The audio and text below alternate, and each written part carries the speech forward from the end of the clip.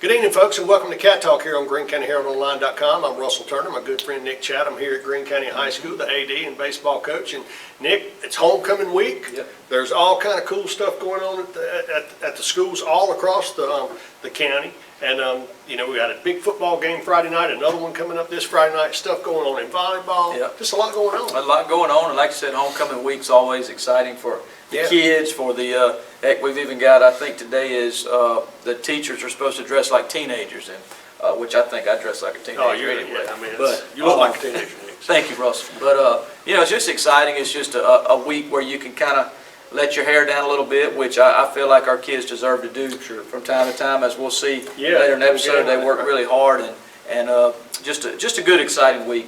Yeah, and we are going to take a little bit of a twist on what we typically do this week, because there's some exciting news coming out this week. At least I know there's some excitement at the school district office and among the administrators and students, because grade level scores are to be released today, Thursday. Of course, we're recording this on Wednesday, but on Thursday, MDE is going to release the final grades for the school districts and the schools, and that's some good news here in Greene County. We're going to have some administrators and Superintendent Charles Breland on to talk about that, and we've also got 3 students that are coming on. I call them mathletes. Mathletes. Well, and bioletes. That's right, exactly. Anyway, we'll get to that, but we got those guys coming on there, so there's a lot to talk about. We're excited about the episode because it's a little different, and we get to brag on something a little bit other than athletics here at the high school. So stay with us. We'll be back. We are going to get to talk about football and volleyball and all those things too, but we'll be back in a minute to talk about academic success. Stay with us.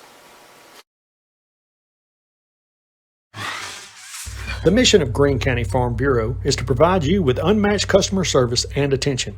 If you're looking for home, auto, or life insurance, you should definitely give Jared Lott or Tyler Bray a call to learn more about the full line of insurance and financial services they have available. It's easy to find out if you're getting the type of coverage you need at the best possible rates. Just drop by and see Jared or Tyler at 812 Main Street in Leakesville, or give them a call at 601-394-2801. All right, folks, we're back. As promised, we're here to talk about this year's accreditation test results for Greene County School District, and we've got some administrators here with us. And what we'll do, Ms. Jones, if you don't mind, we'll just let them introduce themselves, and then we'll get into the meat of the program. I'm Ms. Jones. I'm the principal at Sand Hill. Dorothy Clark, School Board President. Charles Breland, Superintendent. Marty Novel, Principal at Leakesville Junior High. All right, so back in August, we ran some stories about how our students had performed pretty much at record levels this past year on the state testing. So Charles, tell us a little bit about how that translates into the grades that are coming out this week.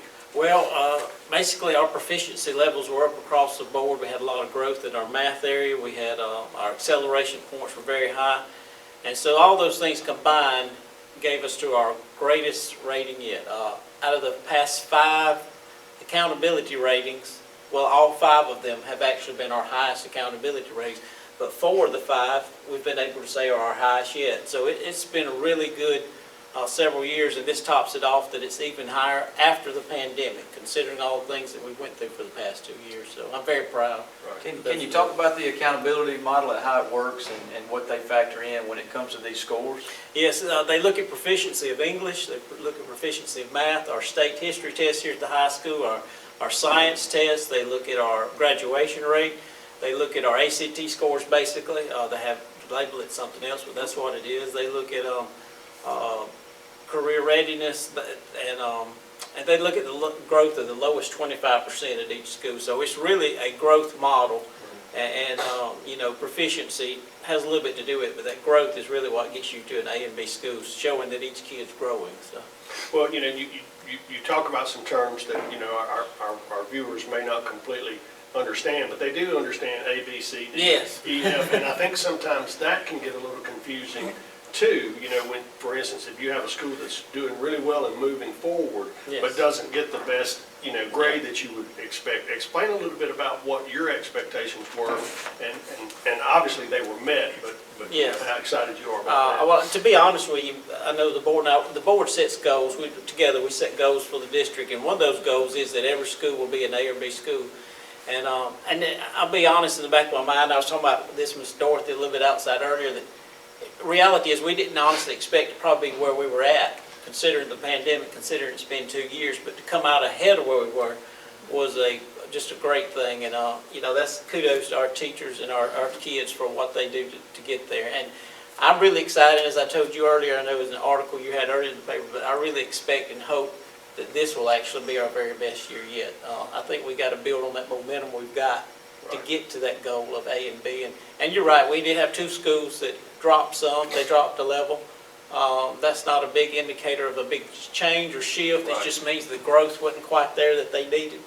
But they're working to correct that this year. But at the same time, we had a school at Sand Hill that came out a great level ahead, and the junior high had the most growth with about 30 points. And they're only so we got 2 schools that are very close to B. The high school was only 8 points from being an A. Yeah. And in all honesty, had our graduation rate just been just a little bit higher, we would have easily been an A. And so, I mean, that's just amazing to me. Considering, if you look at, I have a report for the board, actually, that I'll be giving them at their next meeting, and it looks at other factors other than just the tests. But one big problem we have is attendance. Attendance is a big problem, and I think over the past 2 years, with so many kids being out so much and so many teachers being out and so many sicknesses, I think this year being, I guess you could say, a most normal year we've had, that I really expect that we could do a lot better this year. So. Well, you know, one thing we have to be careful of are the habits. You know, Yeah. you do get into habits of maybe not, you know, oh, well, there's a pandemic, you know, like little Johnny can stay at home today, and we've got to get out of that habit and get our kids back in school. Ms. Jones, if you will, talk a little bit about what specifically y'all are doing at Sand Hill, or some of the things that you think helped you reach your goals this year. One of the key things we focused on was growth. Like Mr. Breland said, we kind of adopted the motto of grow in 1 year. You have a student for 1 year of teaching, so even if they come to you below grade level or several grade levels below due to whatever reason, grow them a year, and so you automatically will get those growth points there. Particularly our 7th and 8th grade math teacher really bought into that model, and she had well over 90% of her students show some growth from the previous year. And so we were very proud of that. And so that's what we're building on this year is just grow them 1 year, bridge those gaps, make up for what was lost during the pandemic so that we can push our rating just higher than it is right now. You know, Mr. Breland mentioned the pandemic, and so do you, Ms. Jones. You know, talk about, Marty, with us, how you had to navigate through that pandemic. You couldn't teach like you normally do. You couldn't administrate like you normally do, but still hear the test scores, and obviously you did something right. Well, the pandemic was, it was something that I don't think any of us have ever gone through before, and hopefully we won't ever go through it again. I mean, we had, at any time, we had probably at least a fourth of our student body that we were trying to teach from home through either Google Classroom or pen and paper. It was tough. It was tough. Our teachers showed a lot of grit and a lot of determination to educate our kids, and I think that's the biggest thing. I know our numbers, we've got them back to pre-pandemic numbers, and that was very important. And Ms. Jones talked about the fact, you know, our thing was the same thing. Let's don't worry about growing them 2 or 3 years. Let's grow them 1 year. Right. You know, we'll take care of that next year, the next year. Right. And I think I think it's a testament to our students as well and our teachers. A lot of work was put in. We identified those students that were below grade level. We targeted them, and we worked their tails off. And we're doing the same thing again this year. Did you see more students below grade level as a result of the first year of COVID? Oh yes, definitely. And Which is why I think we'd have the deficits we had this year. That's why, to be honest, I didn't quite expect it to be as well as it was this year, because we did have so many that were behind from the pandemic. You know, some went homeschool for a while. Some took advantage of the distance learning, which in reality we know is not as great as being here on campus. So I think given all those factors, Well, you know, I think it's safe to say the parents might have played a role in some of the growth with the distance learning going on. I know many of them had to adapt as well. yes. Well, I could spend a whole episode talking about inadequacies of our telecommunication and internet service in our community, and I think we are at a disadvantage compared to other school districts, because you know, a lot of that's just not possible. You know, you can talk about it, but it really doesn't translate out into the communities. One thing that interests me is I know you as administrators, y'all spend a good bit of time crunching numbers because you have to, and there's so much data available. Like you said, you were able to identify students. How do you make sure your teachers aren't focused on those things and are focused on the actual classroom growth part of it, as opposed to getting caught up in the data that y'all have to? Well, I mean, it all goes together. You take that data, you look at it, you identify what skills and what standards that the student may be behind in, and that's what should push your instruction. Gotcha. Charles, can you tell us, do you know, I mean, I guess today at some point the MDE will vote on, that's tomorrow.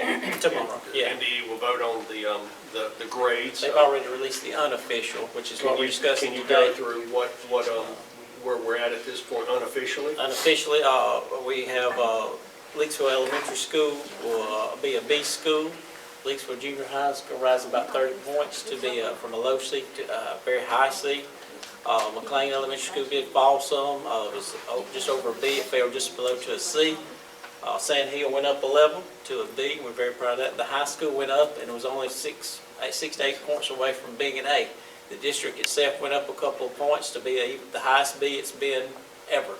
So, you know, that's nothing to complain about there. We're very happy about that. Like I said, we just got to push these schools to go on further and get our 2 C schools on up to a B. Okay.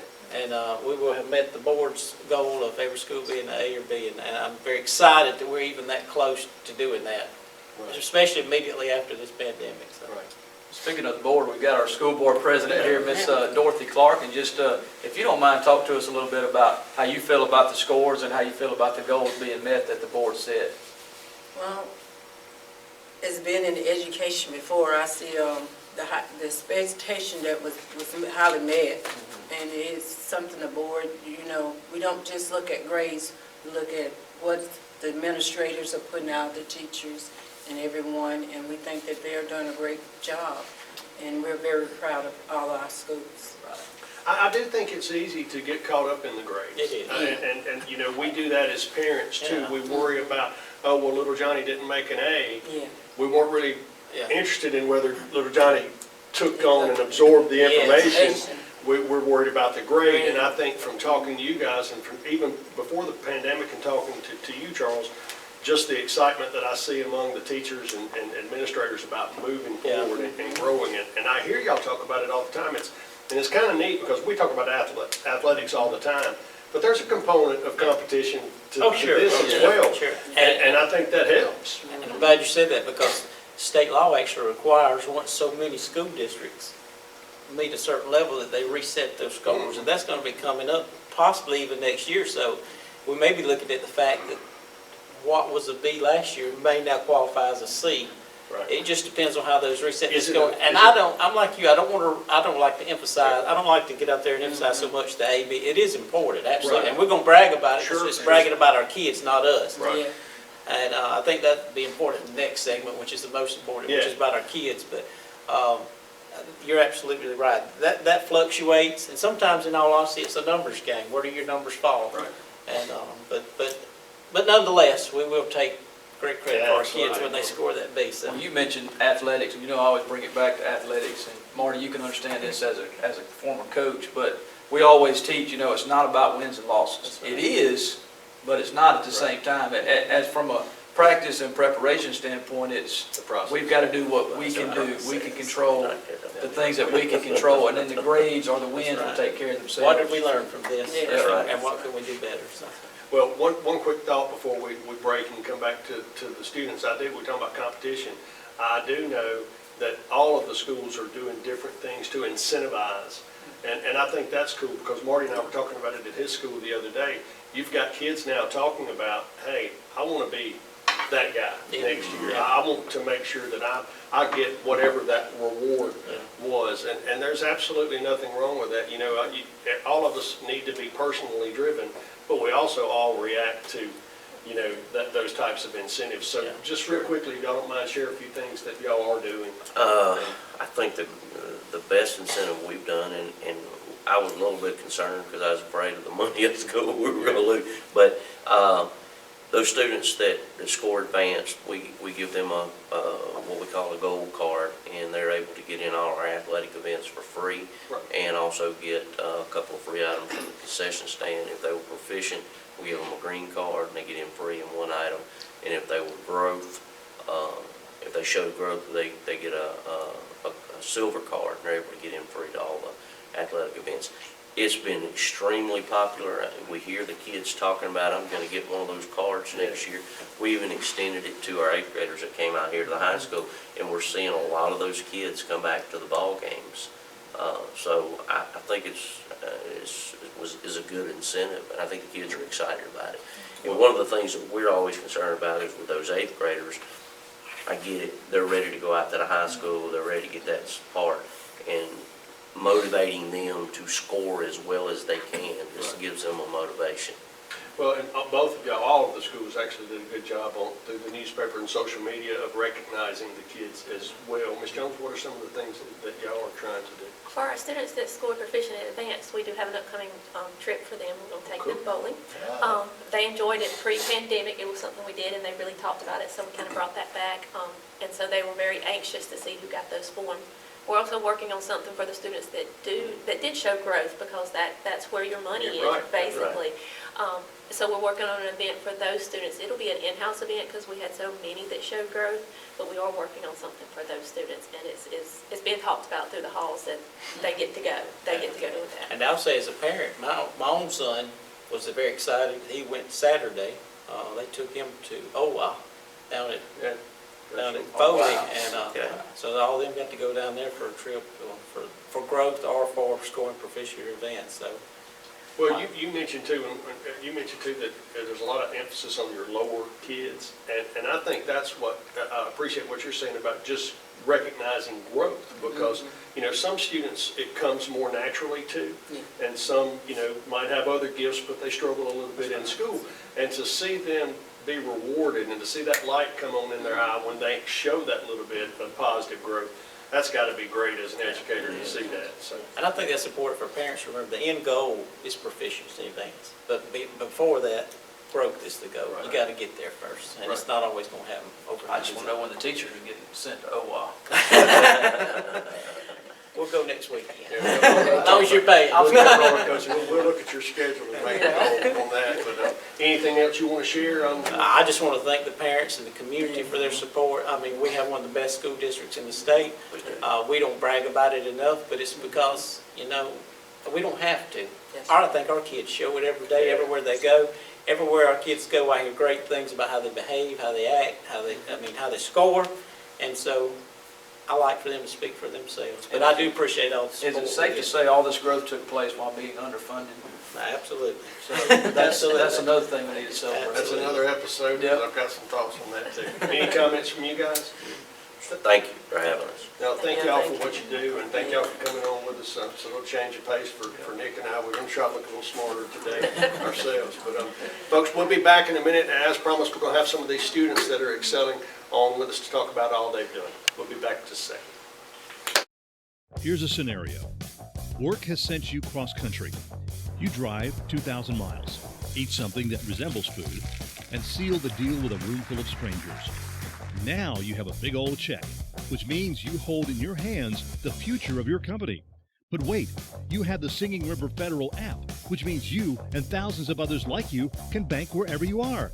So no more worries, except for whatever you ate. Singing River Federal, the better way to bank, wherever you are. All right, folks, welcome back to Cat Talk. As mentioned earlier, we're joined here with some of our students here at Greene County High School, and I just want to say that, Russell, they're used to seeing me and you who are perfect every week, but they actually have the grades to back them up. All three of these students scored perfect on one of their state tests, so we're excited about that and want to celebrate that. We're going to let them introduce themselves and just tell us your name and your grade. My name is Kirsten Garrett. I'm in 10th grade. My name is Sadie Breland, and I'm in 10th grade. Cole Helton, and I'm in 10th grade. Cool. All right, now Charles, you were saying, when we got started, talk to us about what it means to have a perfect score. Well, the perfect score, we had some debate about that. I know I emailed you earlier on about the perfect score, because there are some items on the test that actually are just for field study, and don't actually count on the test. So students may have missed them, but they're not, they scored perfect on the ones that count. And so it is a perfect score, and we don't want to take away from that. No. But that means they topped out, that they got every answer right, and to me, that's unbelievable, incredible to do that. And I'd like for each one of them to tell us which area they tested perfect in, if they don't mind. On algebra. Algebra. Algebra 1. Algebra 1 and biology. So we got some great scores in algebra, as you can tell. We had some other students that scored well in our history and our science. That's just amazing. Kudos to y'all for doing such a good job. Absolutely. We had that pretty much at every campus in the county where some students. I think so. Right. I think every campus had And I something. know we had a big group here at Greene County High School, particularly on the algebra exam. So great job, you guys, for what y'all do, because I know y'all aren't just students. I see y'all around. I know y'all are involved in a lot of other things. So talk to us a little bit. I don't think this is something you necessarily prepare for, especially other than what you do every day in class. Were y'all nervous going into this test, or did you feel like you were in a pretty good spot? I was a little nervous, but I knew that Ms. Box has given me all the information I needed. Good deal. There's a certain level of nervousness, but once you start the test and you take your time, make sure you work everything out right. I want to ask a question. I always bring it back to sports, of course, but y'all play sports, right? How does the nervousness of a test compare to the nervousness of an athletic event? I think sports are more nervous to me. I get more nervous right before a game, but there's still a certain level of anticipation to a test. Right. Well, y'all have all taken the ACT now, I suppose you haven't. So I kind of was wanting to know, I'm curious, I know students, particularly high-performing students, get nervous prior to the ACT because that is y'all's big game, so to speak. So, I was just wondering if that was kind of the same here, but have you taken it? No? I have taken So y'all have the ACT coming up to look forward to. All right, so how long between the time you took your test and you found out what you had scored, and did you leave the test thinking, man, I knocked that one out of the park? I felt pretty good about mine. I think I felt good. Good deal. I felt good, and I was kind of surprised because I knew there were some questions that was a little harder than the other ones. Right. But So is it the same kind of feeling of a win when you win on the field as it is when you win on the test, or is that not quite as good as winning on the field? I'd say it's about the same. About the same? Well, there's more of a team aspect to Yeah, it that's than true. athletics. Yeah. Right. But I know that I've seen the pride that comes with performing well on tests, and that's just, weekly. But when you hit a big home run on the ACT or something like this, it does, obviously carry a little more weight. So, I want to ask this question. What role do you think your parents played in getting you to this point? Because I know you didn't do it on your own. Not saying you couldn't, but I know that most students who perform high on tests and high in their grades, they have parents at home that are pushing them. So. Yeah, they force you to study, do your homework. Didn't have much choice, did you? Not at all. I compete with my siblings, and I pick out my competition, and that's what pushes me. I tend to suspect that neither of you three need a whole lot of pushing academically. I get the feeling that it's important to y'all, so y'all put the time in with it. So. And Russell, this goes back to what we were talking about in the last segment, is that these individual students and their success is way more important than whatever this school's rated or this district's rated. Because it doesn't mean much for us other than bragging rights. But for them, that's something they can take with them. That's something they can use when he goes and applies somewhere. He can let somebody know, hey, I scored a perfect score on 2 of the 4 state tests. And the confidence that comes with knowing that, you walked in there with some nerves, some butterflies, and you tackled that and performed extremely, extremely well. But no. Go ahead. No, I was going to say some areas, and I was going to ask each one of them, do you miss school a lot? Not really. Do you have any discipline on record? Yes, sir. Not a lot, though. Not a lot. Everybody's got something. If you miss school, do you have any discipline? Discipline If you issues. miss school, Y'all all three clearly have discipline. when I say miss school, I mean, are you out a lot? No, you're not. And my point being, that's one area we have to really work on across the district is attendance and discipline. That's two things that have fell off badly since COVID, coming back from COVID and the pandemic, is that our attendance rate has went lower and our discipline rate has almost skyrocketed. And so I think we get those things back under control. This is probably the most normal year again we've had yet, so hopefully those things will get back in control. But I just wanted to point out that I think that is two, the parents being involved, attendance, staying out of trouble sometimes. Well, it's the things that's going to get you where you need to be, and the drive, of course. Well, attendance is important on so many different levels, but just being in the classroom, listening to the lectures, participating in the daily stuff puts you way ahead. Exactly. In that regard, and that's the same at this level and at college and anything else that you do. And you brought up one other thing that is our goal, and it's something that I'm disappointed in that we are working on, and that's our ACT. I think that is ultimately, like you said, that is the big test. That's the most important one. And I'm not saying that we had terrible, but I would like for that to be much better. And so one of the goals for the high school this year is to increase those ACT scores. I don't know if a lot of people realize that the score that's put out for ACT is actually the whole 11th grade. They all test whether they want to or not. And so that score sometimes is a little bit lower than what our students actually score because they go back and take it again and do much better as a senior. But we want to even get that baseline up. I want to see it come up. So, because that's important. That's literally money for our kids if they can get better ACT scores. Without a doubt. Well, I just want to commend you guys for your effort.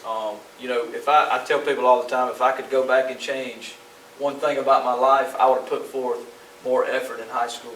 It was too cool for me to be smart, and I didn't apply myself. But you guys are doing that while at the same time probably being involved in several different clubs and organizations here. Cole, we'll start with you. Why don't you tell us what else you're involved in? I'm involved in baseball, football, and beta. Okay. I'm involved in soccer, cheer, band, and beta, and Wildcat, and yearbook. Okay. Yeah. Nothing right now. Just smart. Yes, ma'am. Just smart. And again, these are just three of the Sure. many that we have that, and these are three we could get to come on and talk with us that weren't afraid of the camera too much. So, but we have not only here at the high school, but like you said, every school that students have excelled and done well. And man, I'm very excited for them. Y'all got anything y'all want to add? I think we about covered it all. Nick? Well, just again, proud of you guys for what you're doing. Proud of everybody. This is important, and like I say, this is a sports show, but these kids juggle athletics and academics, and it's not easy to do. But life in general. Yeah, and life in general. That's right. So you guys have done it well, and we appreciate you and commend you for that. Look forward to seeing more great things out of you guys. I tell Nick this all the time on camera. I enjoy so much being able to be a part of things out here at the high school and in the different campuses, and it's going to be great for me to continue to watch you guys as y'all continue to grow. Yep. All right, folks, we'll be back in a few minutes. Stay with us. If you've suffered an injury and are seeking justice for that injury, you don't have to leave town to find a personal injury lawyer. You need to call Joe Beard with Beard & Stewart's Attorneys at Law. Hometown lawyers helping hometown folks. Give Joe a call at 601-394-5900. And remember, go Cats go! All right, welcome back to Cat Talk, folks. As we told you, this is a little bit of a different episode today, one that we really enjoy doing. As Russell said in the intro, it's sometimes good just to step away and celebrate some of these other things that are going on, and these test scores for our district are humongous. You know, they determine how much funding we get, and They determine a lot of things, so they're good to celebrate. I thoroughly enjoy talking with the kids and I administrators. did too, and the thing that fascinates me is me and you tend to separate athletics and academics more than maybe the kids do, because it's the same kids. I mean, our kids Yeah, it is. that are performing well on the court and the football field are performing well in the classroom. They're performing well over at the vocational school, and they're excelling when they get out of here and go somewhere else in the workforce or at college. And I'm just so proud of these young people. And we had 3 really impressive ones on this morning. Yes, we did, and all that goes hand in hand. We talked about a student from last year, our valedictorian, Day Johnson, and how you were talking about how he juggled so much in high school, but then you turned right around and said you had seen him and he's successful in college. And I think juggling all this stuff in high school helps prepare them for college, where they're going to have to juggle a lot of things with their time. And then, of course, we all as adults know that it never stops. You're always juggling things. So I think it prepares them well for future. Absolutely. And I told Day, I saw him Friday night at the football game, and I told him, I said, there's an old expression that says, if you want something done, ask a busy person to That's do right. it. Because you tend to adapt. The more you have on your plate, the more you have to be better at managing your time and all of that stuff. So just a fascinating episode today, talking to Marty and Miss Jones and Miss Dorothy and Charles about what they do at the administrative level and how that translates. And then hearing the kids they just want to do well. Right. Regardless of what they're doing. That's right. So, and you mentioned the football game. Let's turn the page a little let's bit. do really into that too. Big win Friday night for our football team. Yeah. Played a good Perry Central Very good team. Perry Central. Kind of got out the gate slow, but kind of corrected some things and played a good overall game. I thought it was a huge win for a football program. Absolutely. And I've gotten to be friends with some of those folks from Perry Central, really good people. A lot of those kids are I get some of the same experience in talking to them.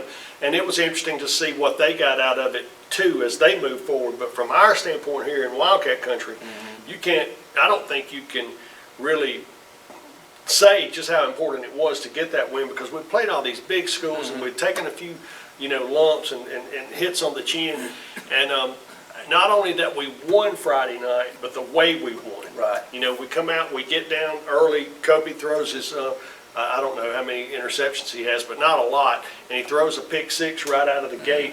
And that kid never wavered, and none of his teammates wavered. They just came right back out and went to work. Yeah, we were a man down on offense. We're having to kind of find different ways to make things happen without Keenan, and I'm hoping he'll be back this week. Don't really know his prognosis, but start division this week against Bay High. This is when they really start counting toward playoffs, and I feel like getting that win and then going into this week with a win under our belts is going to help us this week. Absolutely, and I'm not even, I've looked at our region, and it's kind of a mixed bag, because most of the schools kind of did what we did. Some of them played up, but they've got mixed results. I don't think anybody played the schedule that we did moving to this point, so I think we're a little better off in that regard.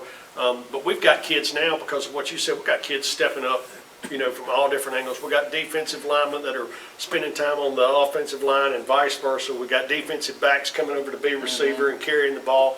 Cole Helton, who we had on, had a big 2-point conversion catch the other night, and he's playing a big role as a sophomore. So just a lot of interesting things going on the football team, and I feel good about Friday night. I really do. We've got the homecoming distractions. That's right. But, that's just part of it. I feel good about it. Like you said, we're back down on our level, so some competition that is equal to us, so we should be doing a lot better. Volleyball had a great atmosphere Monday night here at Greene County High School in the gym, and we're playing for the division championship. Unfortunately, they came up a little short to a very good Purvis volleyball team, but just the fact that 5-6 years into volleyball that we're playing in that big game for the division championship was a big win for our program. It was, and our girls finished second in the region, which is a good thing, and they'll host a number 3 team in the first round of the playoffs. Now, I'm not exactly sure when that October 8th, starts. So so that's I think that's next. We've got next week. We've got a couple games. Yeah. So I just think Purvis came in here the other night. They although they had a little more to lose, they came in loose. They played extremely well. They're a very good team. Coach Aycock has them really playing well, and they're a little more seasoned program, and they're kind of, I mean, maybe I'm wrong on this, but I kind of think we're just aspiring to get to that point. We're right behind them, and I don't want our girls to get down because, one, I don't think that was our best game. Right. I don't think that was the best we could play, and secondly, I want them to think about, I want to see them again in round 2 or round 3. So. Right, yeah. And you know, we talk about this all the time, but the more big games you play in, the better you perform in big games in the future. So that was a big game and a big spotlight, a big atmosphere for our girls, and I think that will bode well for them going forward in the playoffs. And I do think that played into it too, because they haven't had that game here on campus. The student section was great, you know, Purvis brought a good crowd, and they were very much into the game. So I'd like to see them again. They've gotten us twice this year. The first match was real close. We got better as the things went on the other night, but you know, losing those 2 sets early on some mistakes kind of put us behind. But I'm still very proud of these young women. I love having them on, to have them talk about volleyball and their experience, and I hope that in a couple of weeks we can be talking about moving forward in the playoffs. That's right. Yep. And you know, basketball and soccer are right around the corner here, end of October. So when we roll into October, it's soccer basketball month. So that's exciting too. A whole lot of stuff going on, and once again, those kids are juggling and balancing, and it's just kind of interesting to watch. Talk to us just real quickly. This will come out Thursday evening. The parade will be over. The bonfire will be over. What about Friday? What's the schedule on Friday? Well, Wake up, Nick. First of all, you start talking about homecoming, I start yawning about these things that go on, but that's not my domain, is that homecoming pregame stuff. Right. But I think homecoming will start at 7. Don't quote me on that. Okay. Of course, this is an exciting thing for these girls that get elected homecoming queen and maid and things like that. So come out and support them. I think if you're here at 7, that's pretty. Yeah, and that's the only reason I really brought that up, is so folks will know there's going to be additional traffic on the roads getting to the stadium, and additional traffic in the stadium. So you probably will want to come a few minutes early, even if you're not really interested in the pregame stuff. Which you should be, but even if you're not, you do want to probably come out a little bit early to deal with all of those things. So. And I want to say I thought we had a pretty good crowd Friday night at the ball game, and that, as we said last week, that plays a huge role. So keep coming out and keep hollering and yelling and supporting, and let these kids know that you're behind them. And on that note, I love this game as kind of a little rivalry game. I talked to the folks in Perry Central; they like it. It's close. People know each other. It's going to be competitive year in and year out. So, I'm excited about seeing that continue if we can keep it going. Well, that's one thing we struggle with here, especially in football, when you only get to schedule 4 or 5 non-region games, is finding an opponent that's, number one, close in size, 3A, 4A, 5A, and then number 2, that geographically makes sense. We've had to play Hancock, who's an hour and a half away, and we've had to play St. Martin, and a lot of times those teams just don't bring a lot of people for geographical reasons. So if we could find some closer teams, that would be great, but a lot of times that is a challenge. Well, and for whatever reason, small school fan bases travel better than big school. I don't really understand that, but that's neither here nor there. But like I said, big things going on this week. I had a great time today talking about some different things. So unless you have anything, we'll wrap it up, let folks get back to their Thursday evening stuff. So. I don't have anything, Russell. We've enjoyed it, and we'll see you next week. Appreciate it, folks. See you next week.